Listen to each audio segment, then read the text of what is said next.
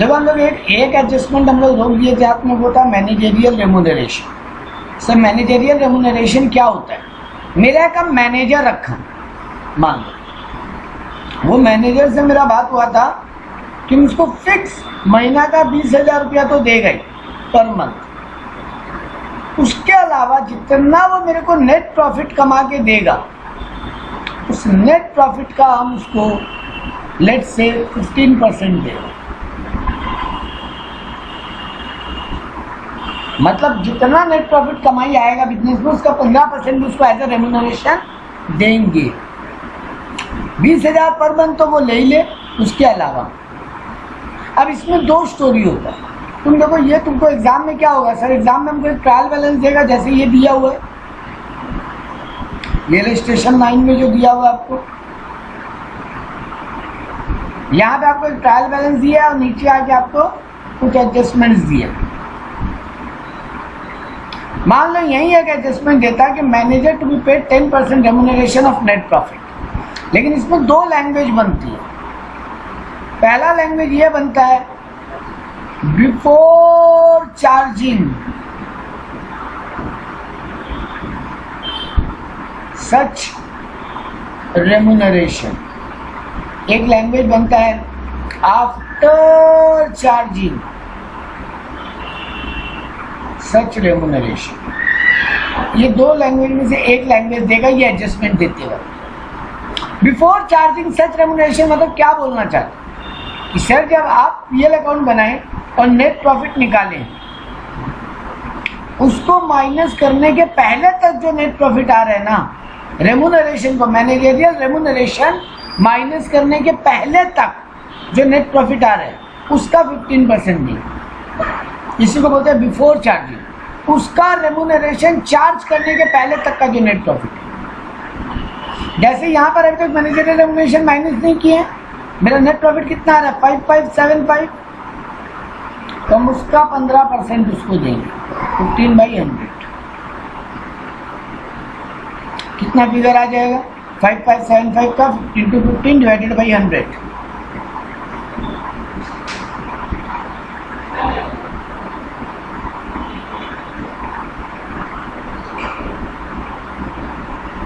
$836.25 यानी 836 रुपया मैनेजर को रेम्यूनरेशन देंगे। राउंड फिगर में यही करते हैं। तो सर यहाँ पे अब आप लिखिए टू मैनेजरियल रेम्यूनरेशन, कितना रुपया लिखेंगे सर आप 836, अब माइनस करिए और आपका नया नेट प्रॉफिट लिखिए।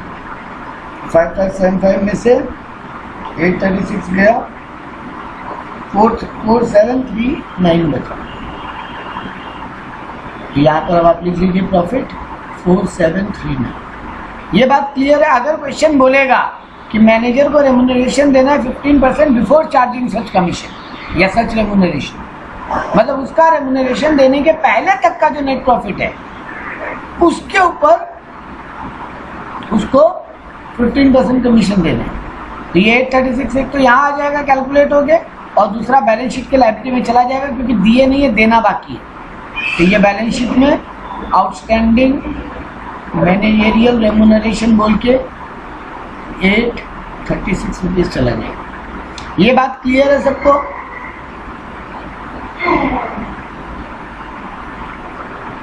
इस बात की किसी का डाउट, कोई क्वेश्चन किसी को नहीं है? तो सर अब दूसरा केस क्या बनता है? दूसरा केस में बोलता है कि मैनेजर को रेम्यूनरेशन देंगे 15%। यहाँ पे एडजस्टमेंट में बोला manager remuneration 15% of net profit after charging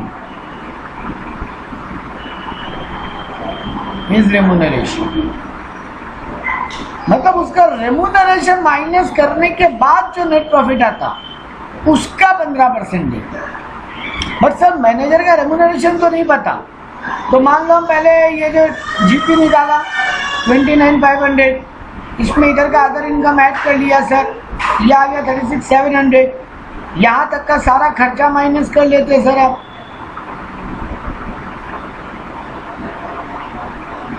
कितना आ रही है 700 प्लस 1800 प्लस 15,000 प्लस 3625 प्लस 10,000, कितना फिगर आ रही है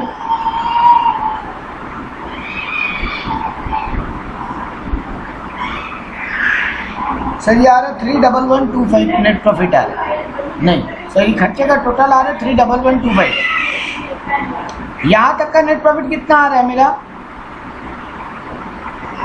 सर?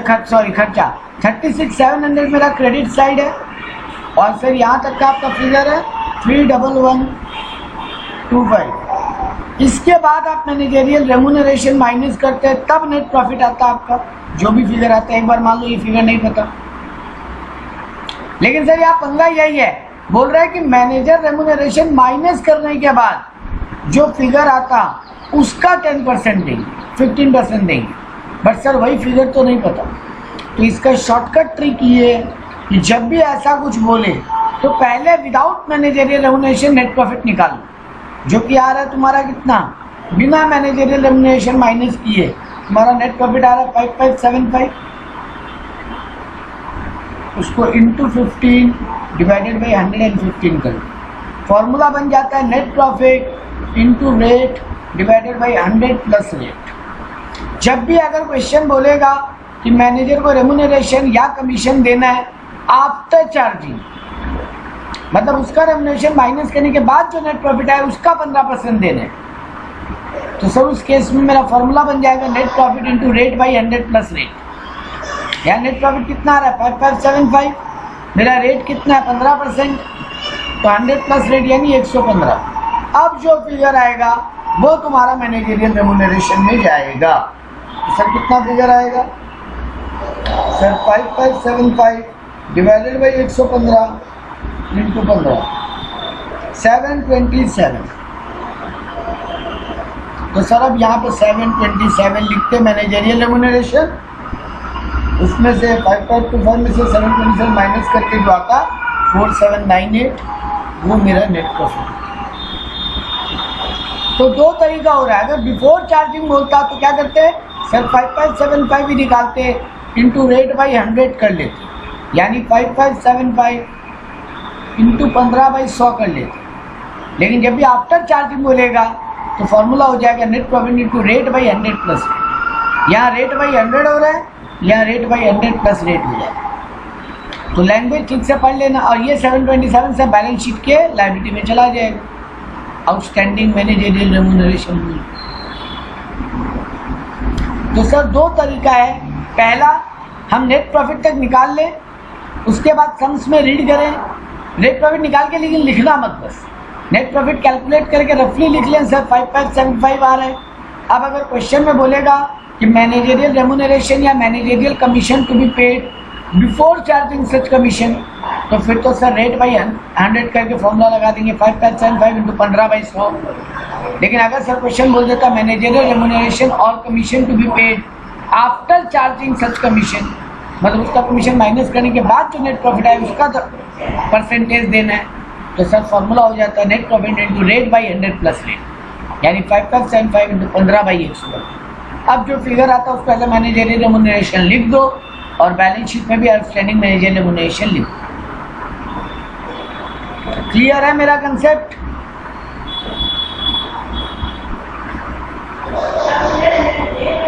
है ना, सबको क्लियर है? सर थोड़ा बताना पड़ेगा। क्या बताना पड़ेगा बोलो? अनम्यूटेड रहो ना आप लोग, म्यूट क्यों कर रहे हो अपने आप को? म्यूट मत करो, मेरे को वॉइस प्रॉब्लम आएगा, हम खुद ही मना कर देगा कि म्यूट कर लो। बोलो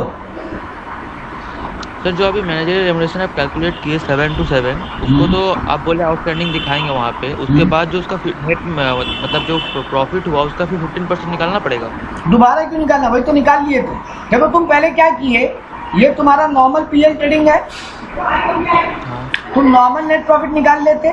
अगर मैनेजरियल रेम्यूनरेशन वाला स्टोरी नहीं होता तो तुम नॉर्मल नेट प्रॉफिट निकाल लेते 5575, यहाँ तक कोई दिक्कत नहीं है। नहीं। अब अगर तुमको क्वेश्चन में लास्ट एडजस्टमेंट बोलता कि मैनेजर को रेम्यूनरेशन में ना कंपनी बोला देख भैया तेरे को फिक्स सैलरी दे दे रहा, वो तो सैलरी में लिख देंगे, बट तेरा फिक्स सैलरी हम ज्यादा नहीं रख सकते। मैनेजर बोला तो हम काम नहीं करेंगे, बोला देखो तुमको एक ऑप्शन देते, तुमको जो फिक्स सैलरी दे रहे उसी में काम कर, लेकिन तुम जितना कमाई करके ला के देगा, जितना नेट प्रॉफिट होगा उसका तुमको 15% दे दिए। उसको भी लगा चलो अच्छा है, हम कंपनी को अगर करोड़ों कमा देंगे तो हमको 1 करोड़ का 15% मिलेगा, तो वो भी खुश। अब अल्टीमेटली अगर नेट प्रॉफिट नहीं हुआ या कम हुआ तो उतना ही लॉस, उसको नुकसान भी है। लेकिन ठीक है, वो रेडी हो गया। चलो सर अकाउंट्स में आपको झगड़ा थोड़ी नहीं करना है, अकाउंट में तो आपको पुटिंग करना है।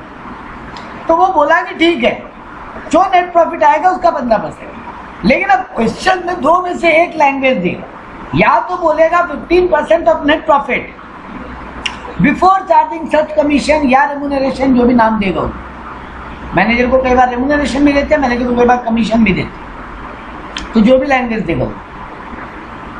तो 15% अगर बोलते बिफोर चार्जिंग सच कमीशन, तो तुम ये जो नेट प्रॉफिट निकाले हो ना 5% यहाँ लिखना मत, बस इसको एक बार रफली नोट डाउन कर लेना। कर लिए सर? अब अगर क्वेश्चन बोला है बिफोर चार्जिंग, तो सर ये 5% इंटू 15/100 करके फिगर निकाल लेंगे। 15% कैसे निकालते हो नॉर्मली अगर बोलते तो इंटू 15/100 ना, तो वो निकाल लेते। एक मिनट तो शायद गौरव पूछे इतना ही क्वेश्चन। हाँ तो गौरव देखो यहाँ पे क्या हुआ, 5% का 15/100 निकाल लिए, कितना आएगा अपने पहले निकाले भी थे।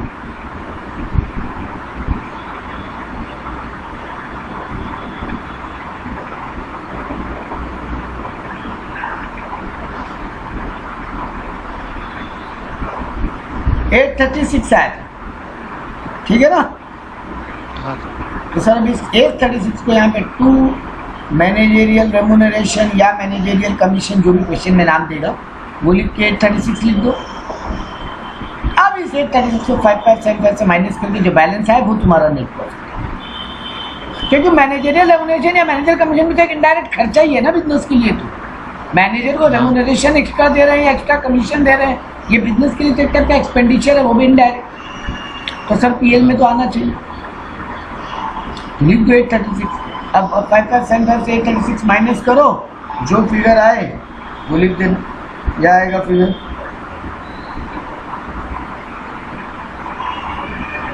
4739 या 4739 नेट प्रॉफिट लिख दो, काम खत्म। और जब बैलेंस शीट बनाओगे, ये रेम्यूनरेशन दिए नहीं है, देने का बात की है। अब तो नेट प्रॉफिट वगैरह कैलकुलेट हुआ, तो देना बाकी है ना, तो देना बाकी एक टाइप का लायबिलिटी होता है। तो बैलेंस शीट में लायबिलिटी साइड में आउटस्टैंडिंग मैनेजेरियल रेम्यूनरेशन या मैनेजेरियल कमीशन, जो भी नाम है उस नाम से 836 लिख दो। ये कब होता है सर? जब बिफोर चार्जिंग बोलते, ठीक है।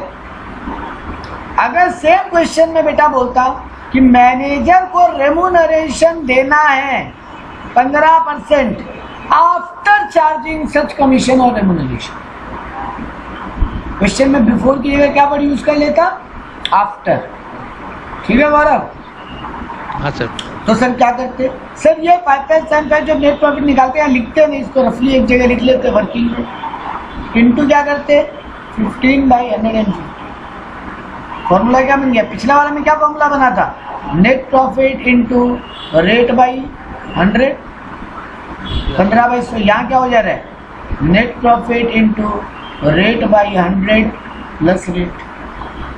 कितना होता है सर? 5% जो हम वर्किंग में लिखिए इंटू 15/115 करते 727 आया था ना, या 728 ऐसे कुछ आया था। 727 आया था सर। तो यहाँ पर अब हम मैनेजरियल रेम्यूनरेशन क्या लिखते? 727 और 5% से इसको माइनस करके जो प्रॉफिट आता हो 4848, और यही 727 बैलेंस शीट में हम लायबिलिटी में लिख देते कि देना है। तो दो ट्रीटमेंट है, एक तो पीएल के डेबिट में और एक लायबिलिटी में, बैलेंस शीट में लायबिलिटी में। कैलकुलेशन मेन है इसका। ट्रीटमेंट तो बेटा आउटस्टैंडिंग एक्सपेंस का ट्रीटमेंट यही तो करते थे। आउटस्टैंडिंग एक्सपेंस का ट्रीटमेंट तो यही था बैलेंस शीट क्या, पीएल के डेबिट में, बैलेंस शीट के लायबिलिटी में, तो वही ट्रीटमेंट कर रहे हैं। तो ट्रीटमेंट कुछ अनोखा याद नहीं कराया, बट कैलकुलेशन वाला मेन बात याद कराया कि जब बिफोर चार्जिंग बोले तो net profit into rate by 100, और आफ्टर चार्जिंग बोले तो net profit into rate by 100 plus rate. Amount आ गया बोली। अब क्लियर है? हाँ सर। तो चलिए सर अब आप थोड़ा बड़ा सम बनाना स्टार्ट करते हैं। अपने मेरे को पढ़ाना हो गया। हम लास्ट क्लास वो लॉस वाला ट्रीटमेंट करवा दिया था ना, एबनॉर्मल लॉस वाला। हाँ सर। हाँ तो बस ठीक है। तो अब अपने को बस प्रैक्टिकल सम्स करना है, चैप्टर खत्म हो गया, पढ़ाना खत्म हो गया। अब सम में कोई नया ट्विस्ट आएगा एडजस्टमेंट का तो उसका बात कर लेंगे। सर चलिए सम पढ़ते हैं और कौन सा आइटम कहाँ जाएगा फटाफट बोलते हैं।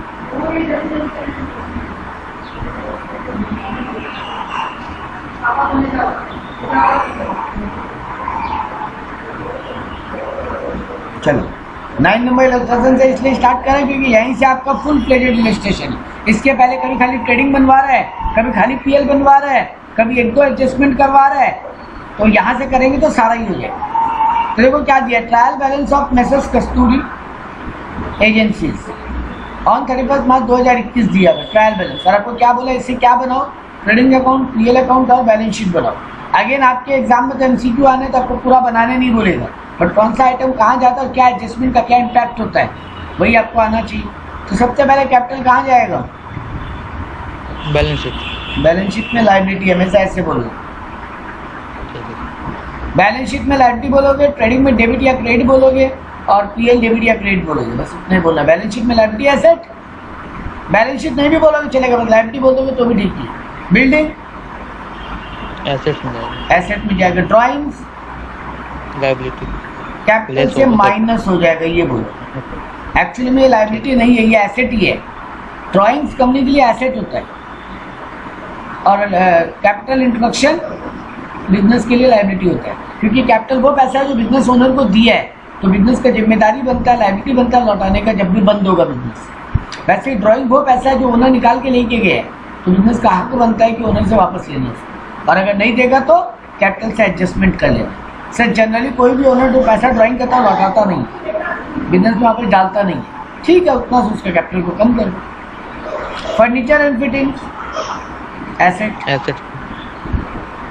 Motor van asset.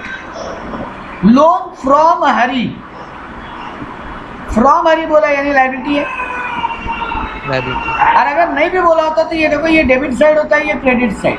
कहाँ लिखा है ये लोन का, क्रेडिट साइड यानी लायबिलिटी है। खाली लोन वर्ड लिख देता मान लो, यहाँ फ्रॉम हरी नहीं लिखता, तो कैसे गेस करते हैं लायबिलिटी की एसेट है। लोन दिए हैं कि लिए हैं, सर देख लेंगे ट्रायल बैलेंस में किस तरफ दिए। अगर ये ट्रायल बैलेंस के डेबिट में दे दिया होता तो हम लोन दिए हैं, मतलब ये मेरा हक है, एसेट है, वापस लेना।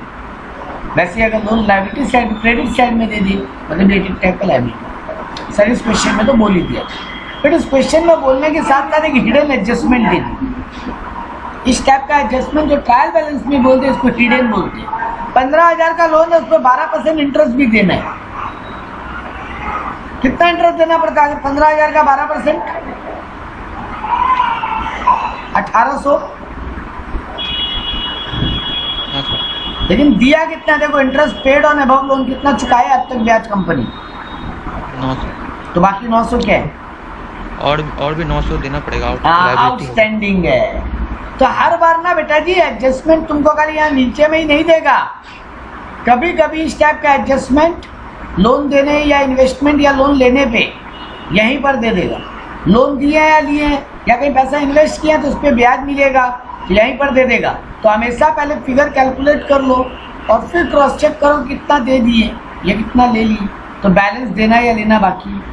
तो सर यहाँ पे तो लोन लिए थे तो ब्याज देना था, तो 15,000 का 12% 1800 ब्याज देना था, लेकिन सब बता रहे हैं कि 900 ही दिए हैं, मतलब बाकी 900 क्या है, आउटस्टैंडिंग इंटरेस्ट ऑन लोन। कहाँ कहाँ जाएगा इसका दो इफेक्ट बोलो। पहला तो ये बताओ, ये जो 900 इंटरेस्ट पेड है ये कहाँ जाएगा, ये लोन तो लायबिलिटी में चला जाएगा 15,000, लेकिन ये इंटरेस्ट पेड ऑन अबव 900 रुपये जो पेड कर दिया कहाँ जाएगा, पीएल डेबिट, पीएल डेबिट। और इस 900 का क्या होगा जो देना बाकी है वो उसमें ऐड कर देंगे। हाँ, एक तो पीएल के डेबिट में ऐड कर देंगे और दूसरा लायबिलिटी बैलेंस शीट में लोन में ऐड कर दीजिए सर, या तो अलग से आप आउटस्टैंडिंग इंटरेस्ट लिख दीजिए या लोन ही में ऐड कर दीजिए एक ही बार, क्योंकि बैलेंस शीट में 15,000 का लोन तो ऑलरेडी दिखाई रहे हैं, उसे में ऐड कर दीजिए सर। और आपको लगता है कि सर ऐड नहीं करना, अलग से लिख दिया, अलग से लिख बात है। चलिए नेक्स्ट आइटम, सेल्स कहाँ जाएगा, ट्रेडिंग के credit side. Very good. Next purchases कहाँ जाएगा? ट्रेडिंग के डेबिट साइड, ओपनिंग स्टॉक कहाँ जाएगा? डेबिट साइड ट्रेडिंग का, ट्रेडिंग के डेबिट साइड। एस्टेब्लिशमेंट एक्सपेंसेस कहाँ जाएगा? पीएल में। हाँ, मन में आता होगा बिजनेस स्टार्ट करने का खर्चा। अरे बिजनेस स्टार्ट करने का खर्चा ठीक है, प्रोडक्शन का खर्चा थोड़ी ना है। ट्रेडिंग में क्या जाता है? डायरेक्ट एक्सपेंस, जो कि प्रोडक्शन रिलेटेड एक्सपेंस होते हैं।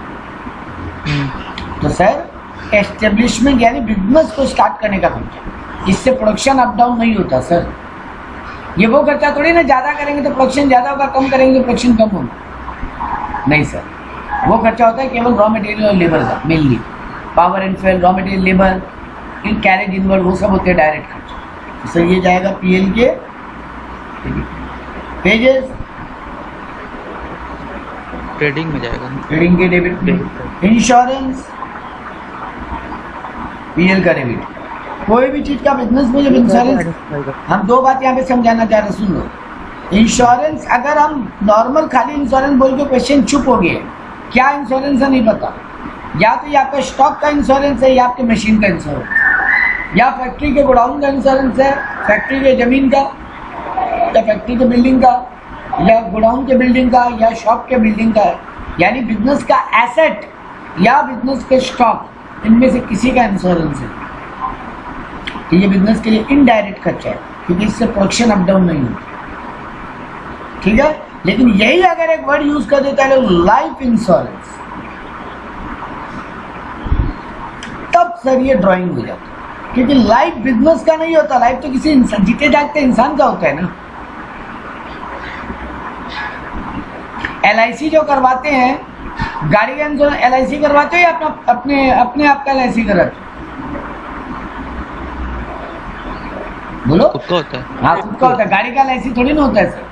गाड़ी का तो सर व्हीकल इंश्योरेंस होता है, मोटर इंश्योरेंस होता है ना।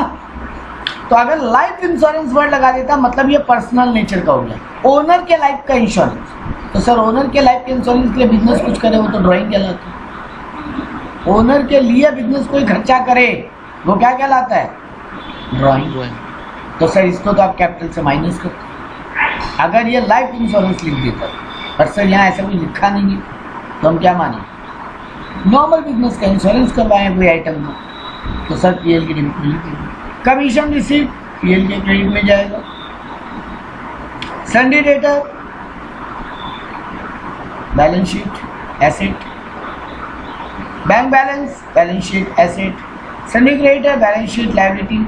और अब ये देखो इंटरेस्ट दिया है, खाली बताया नहीं है क्या इंटरेस्ट है, लेकिन अमाउंट किधर दी है? Credit side. तो इसको क्या माने?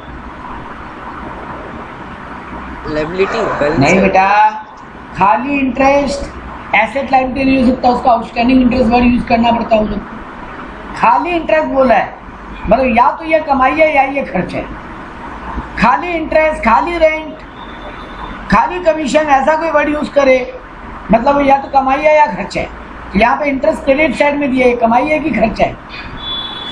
इनकम होगा ना। हाँ, इनकम है। कहाँ जाएगा? बिल का क्रेडिट, ठीक है। क्लियर है मेरा बात?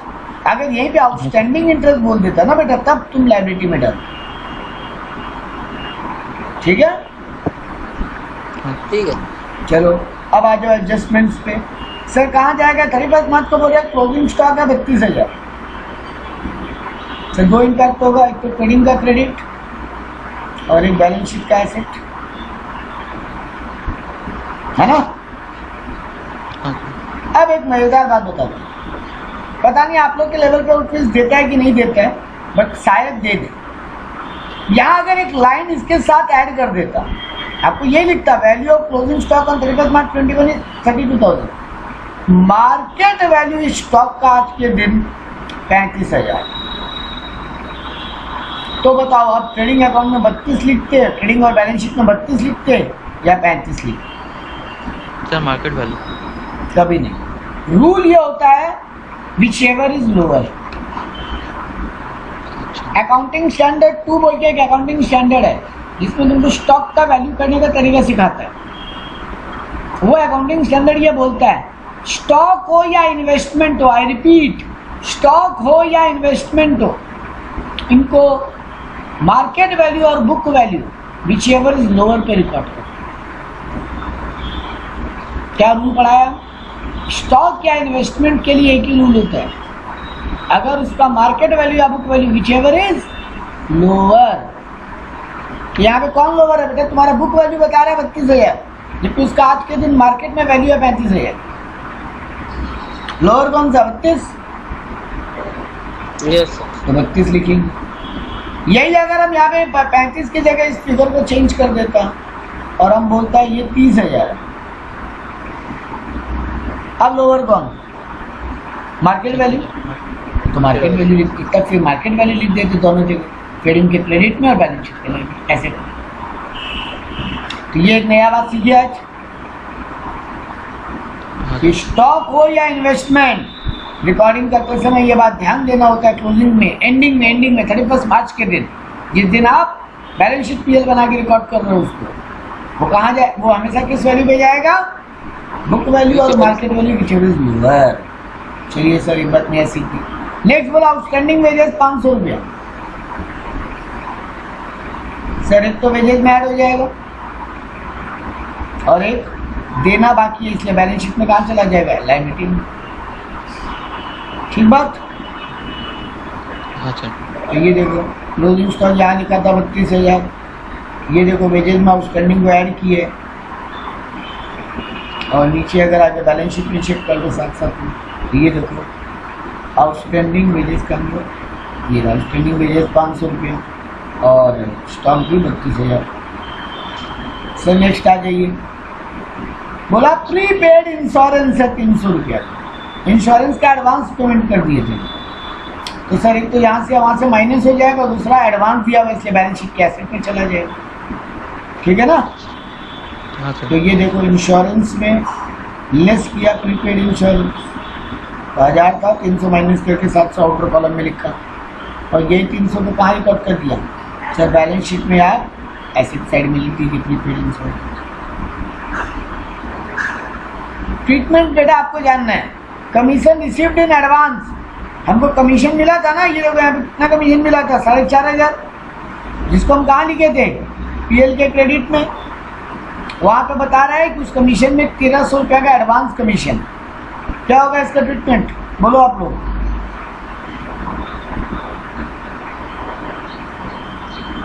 उसको वहाँ से माइनस करके एसेट्स में डाल देंगे ना। कमीशन रिसीव्ड इन एडवांस है बेटा, लायबिलिटी है तुम्हारा। पहला ट्रीटमेंट राइट बताए हो, लेकिन दूसरा ट्रीटमेंट में टेंडर खा गए। बेटा हमेशा ना जब पढ़ो ना, उसको अपने मन में अपने हिंदी में कन्वर्ट करो। देना बाकी है कि मिलना बाकी है? अगर देना बाकी है तो लायबिलिटी, मिलना बाकी है तो एसेट। एडवांस में दे दिए हैं तो एसेट और एडवांस मिला हुआ है तो लायबिलिटी है। कोई तुमको एडवांस दे दिया तो तुम्हारा जिम्मेदारी बनता है ना उसका काम करके देने का। तुम उसको ये नहीं बोल सकते नहीं करेंगे काम, या तो काम करके दो या पैसा लौटाओ, दोनों में से एक काम कर, तुम्हारा जिम्मेदारी बनता है, वो तो अपना काम कर दिए। वैसे ही तुम किसी का काम कर दियो लेकिन अब तक पैसा नहीं मिला है, तो तुम्हारा हक बनता है ना पैसा लेने का। Sorry, accrued income. तो यहाँ पे एक्रूड इनकम नहीं, यहाँ पे एडवांस इनकम बोला है, तो सर लायबिलिटी में जाएगा। तो सर जो पहला ट्रीटमेंट तो जो आप बोले थे वही करेक्ट है, लेस हो गया कमीशन से। दूसरा ट्रीटमेंट सर बैलेंस शीट में लायबिलिटी में ले जाके लिख दी, काम गया। ये लो commission received in advance. Sir next treatment पे आइए, यहाँ बोला allow interest on capital at the rate 10%। Owner को कैपिटल पे 10% ब्याज भी मिलेगा। मिलेगा, मिला नहीं अब तक, अलाउ करने बोला, रिसीव्ड नहीं बोला, मिलेगा। तो बिजनेस के लिए एक्सपेंस है ये एक टाइप का, और दिया नहीं है तो कैपिटल में ऐड होगा ना, कि कैपिटल को बढ़ा दो, लायबिलिटी बढ़ेगा ना, लायबिलिटी है ये। तो ये देखो पहला बात तो बिजनेस में एज एन एक्सपेंस दिखाया इंटरेस्ट ऑन कैपिटल। उसका कैपिटल कितना था? सर कैपिटल था उसका 1 लाख, 1 लाख का 10% इंटरेस्ट ऑन कैपिटल उसमें ऐड कर दिए और पीएल में डेबिट में ले जाके लिख दिए। क्लियर है? एनी क्वेश्चन तो बोलते जाओ बीच में, किसी प्रॉब्लम हुआ तो दोबारा एक्सप्लेन करेंगे। सर इसको एक बार और बताइए। बेटा इंटरेस्ट ऑन कैपिटल बिजनेस के लिए क्या है? बिजनेस ब्याज दे रहा है ना, कैपिटल ओनर लगाता है तो बिजनेस ब्याज देगा ना।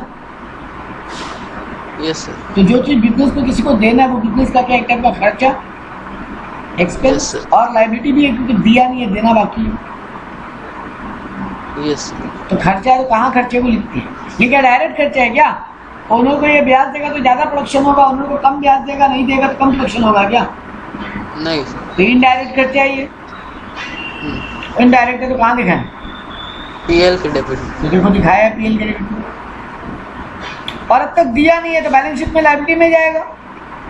Yes sir. तो बेटा जी अलग से क्यों लिखे? जब कैपिटल नाम का आइटम है तो उसी में ऐड ही कर दो, कैपिटल बढ़ जाएगा ओनर का। ठीक है, ठीक है सर। नेक्स्ट आ जाओ। डेप्रिसिएशन बिल्डिंग बोला है 2.5% और फर्नीचर का बोला है 10% और मोटर कार का बोला है 10%। तो कितना बिल्डिंग है, कितना फर्नीचर और कितना मोटर कार है? देखो सर मेरे पास पहले बिल्डिंग का देख लेते। बिल्डिंग मेरे पास 15,000 रुपये का, 15,000 का 2.5% कितना होगा? 15,000 का 10% होता है 1,500, तो उसका आधा हो गया 750, और उसका आधा हो गया 700 का आधा 350, 375। तो बिल्डिंग से क्या हो जाएगा? ये 375 माइनस, और पीएल में कहाँ चला जाएगा? डेबिट में, है ना। डेप्रिसिएशन बिजनेस के लिए खर्चा है तो चला जाएगा पीएल के डेबिट में, और एसेट का वैल्यू को कम कर रहा है तो सर एसेट से माइनस हो गया। कोई प्रॉब्लम? सर सेम चीज आप कर लीजिए फर्नीचर एंड फिटिंग के साथ, सेम काम कर लीजिए मोटर कार के साथ। देखिए आपका फर्नीचर एंड फिटिंग कितना है? 7,500। 7,500 का कितना परसेंटेज बोला है? 10%, तो 750। और मोटर कार कितना है? 10% मोटर कार का ही बोला है। मोटर कार का वैल्यू कितना है? सर मोटर कार है बिजनेस में 25,000 का, इसका 10% हो जाएगा 2500। तो 2500 और 750, ये देखो 750 फर्नीचर, 2500 मोटर वैन, तीनों को ऐड करके अल्टीमेटली डेप्रिसिएशन 12 के साथ लिखती है। और यहाँ पर भी फर्नीचर से 750 माइनस, मोटर कार से 2,500 माइनस। तो प्रॉब्लम नहीं। अब बोला इंटरेस्ट ऑन ड्राइंग, जैसे ओनर बोल रहा है मेरे को कैपिटल पे ब्याज दो, बिजनेस भी बोला तुम ड्राइंग किया उसको तुम भी इंटरेस्ट दे दो। तो ये इंटरेस्ट ऑन ड्राइंग बिजनेस के लिए क्या? इनकम की लॉस, इनकम की एक्सपेंस। इनकम है, कहाँ आएगा? पीएल के क्रेडिट। पीएल के क्रेडिट में। और दूसरा बात, इंटरेस्ट ऑन ड्राइंग अब तक मिला नहीं है बिजनेस को, मिलना बाकी है, एक टाइप का एसेट है। यस। तो सर इस कैपिटल को कम कर दीजिए। ड्राइंग या इंटरेस्ट ऑन ड्राइंग का एक ही इम्पैक्ट है, कैपिटल से माइनस कर दो, और इंटरेस्ट ऑन कैपिटल हो तो कैपिटल में ऐड करो। ये देखो सर कैपिटल से इंटरेस्ट ऑन, ये ड्राइंग बोल के माइनस हो गया, ड्राइंग और इंटरेस्ट ऑन ड्राइंग दोनों माइनस हो गया, इंटरेस्ट ऑन कैपिटल ऐड हो गया, और बैक पीएल में चला गया, यहाँ इंटरेस्ट ऑन ड्राइंग कौन सी, कोई प्रॉब्लम नहीं। लॉस बोला एक्रूड इंटरेस्ट, मतलब वो जो इंटरेस्ट इनकम था ना 3,000 वो तो मिल गया था, और उसके अलावा 500 का एक और इंटरेस्ट है जो मिला ही नहीं था, सब मिलना बाकी है। तो एक तो ऐसा एसेट हो गया, और ये इंटरेस्ट इनकम है इसलिए पीएल में डेबिट, सॉरी पीएल में क्रेडिट। तो देखो इंटरेस्ट जो 3,000 लिखे थे, एक्रूड इंटरेस्ट ऐड कर लिए पीएल के क्रेडिट में, और मिलना बाकी है, तो ये 500 कहाँ जाएगा? बैलेंस शीट में क्यों नहीं लिखा?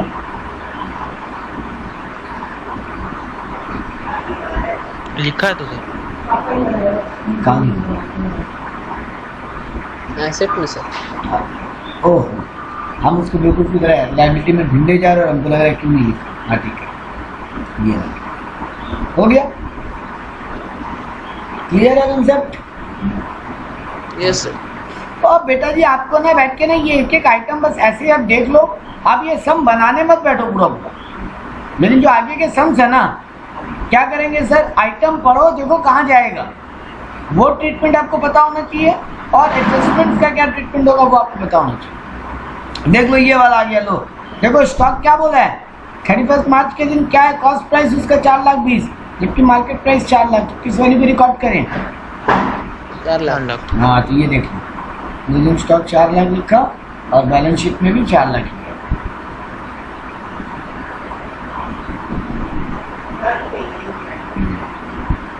बात समझ में आई?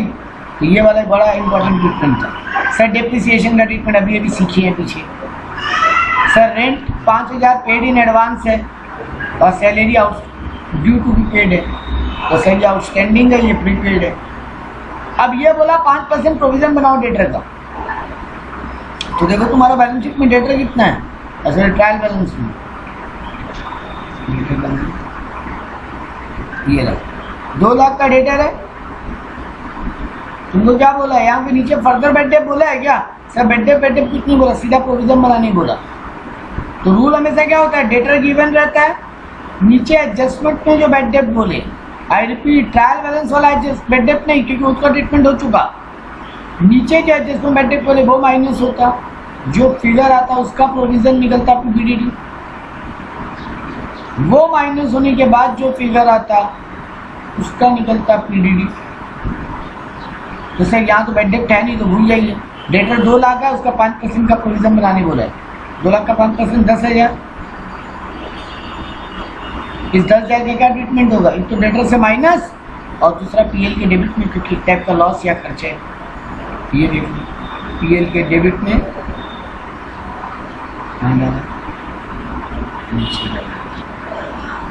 ये रहा प्रोविजन 10,000 और बैलेंस शीट में क्या हुआ? सर डेटर से माइनस। आपको खाली ट्रीटमेंट आना चाहिए, आपके एमसीक्यू आएगा, आपको फुल फ्लेजेड सम बनाने नहीं बोल सकता।